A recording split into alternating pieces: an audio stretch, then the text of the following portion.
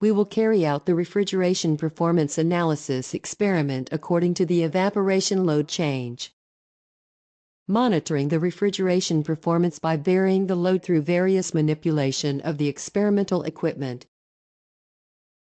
Students draw a pH diagram with the measured values directly. So, analyze the performance of the system using the plotted diagram. At once, in order to experiment, we check various factors to give to changes in the evaporation load. First, check the ambient temperature. The current outside temperature is 25.1 degrees Celsius. Second, when analyzing refrigeration performance according to evaporation load change, the condenser fan motor operates at maximum RPM and opens both the front and rear dampers of the evaporation chamber.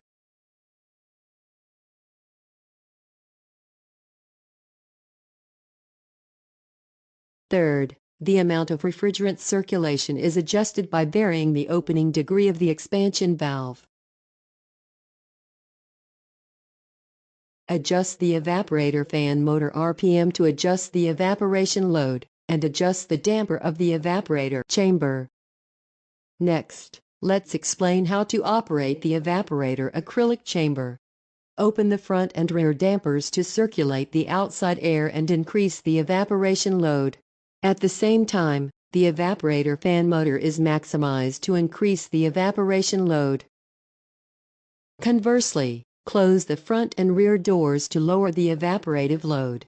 When the middle knob is opened and the evaporator fan is operated, cold air circulates only in the chamber, and the refrigeration experiment can be performed.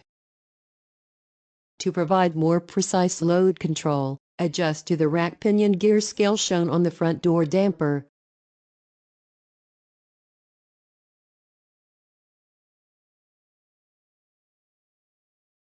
Let's proceed with the experiment. Please check the banana jack and DA100 connection of the standard refrigeration system. Check the low and high pressure gauge to check the amount of refrigerant charge.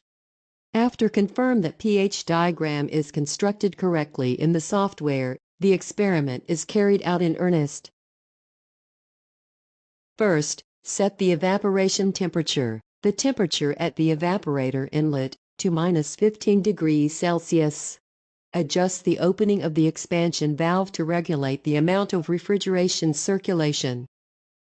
When the manual expansion valve is turned counterclockwise, the amount of refrigerant circulation increases as the opening degree is opened. So, temperature and pressure will be low. Conversely, when turned clockwise, the amount of refrigerant circulation decreases as the opening degree is closed. In the above video, the temperature needs to be lower than the current temperature, so turn it counterclockwise to lower the temperature. Check the temperature of the evaporator inlet position while viewing the temperature table on the temperature display and software attached to the control panel. When the temperature of the evaporator inlet reaches -15 degrees Celsius, the damper opening degree of the acrylic chamber is controlled, and the evaporation load change is given. Open both the front and rear doors to maximize the evaporation load and check the degree of superheat.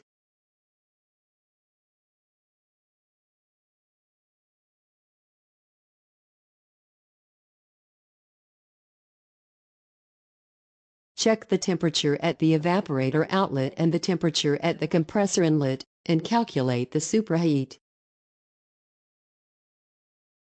At the same time, the supercooling degree is calculated by checking the temperature of the condenser outlet and the expansion valve inlet. If the temperature and pressure are kept constant in the above state without further temperature change, this is the steady state operation under the above conditions and confirms the saved data. When you enter the KTE and G setup folder on the C drive, a folder named Save Data is created. Measurement data in this folder and saved as an Excel file. Saved data is recorded every second. Check the storage time and find the data in the normal state. Using the above data, Draw a pH graph in the CoolPak program. First, confirm the position of the measured temperature.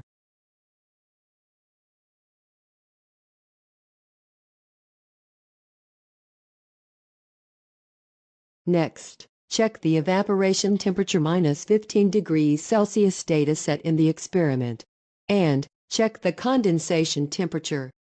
The condensation temperature is about 37 degrees Celsius. To calculate the superheat, check the evaporator outlet temperature and the compressor inlet temperature. The evaporator outlet temperature averages about 2 degrees Celsius and the compressor inlet temperature averages 19.8 degrees Celsius. Therefore, the superheat is 17 Kelvin. Next, to calculate the subcooling, check the temperature of the expansion valve inlet and the temperature of the condenser outlet. The temperature difference is 15 Kelvin, which is the subcooling.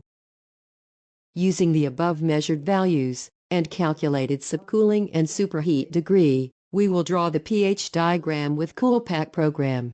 Click the cycle input icon and enter the measured value. Enter an evaporation temperature of minus 15 degrees Celsius as confirmed in the Excel file. Then enter the condensation temperature of 37 degrees Celsius. Enter the calculated superheat of 17.7 Kelvin and the subcooling of 15 Kelvin. When you click Draw Cycle, the pH diagram is plotted. In actual experiments, the pressure drop is caused by the length of the pipe and various factors. Let's check the Excel data. First, let's look at the differential condenser value. This value is the pressure drop from the condenser inlet pressure to the expansion inlet. In this experiment, a pressure drop of about 0.2 bar occurred. Let's look at the differential suction line value. This value is the pressure difference between the evaporator outlet and the compressor inlet. It is calculated here to be about 0.2 bar. Let's draw the pH diagram using these values. Enter the evaporation temperature, condensation temperature, superheat, subcooling degree equally, and input the calculated differential condenser and differential suction line value. You can see a noticeable difference on the graph, and you can see the pressure drop.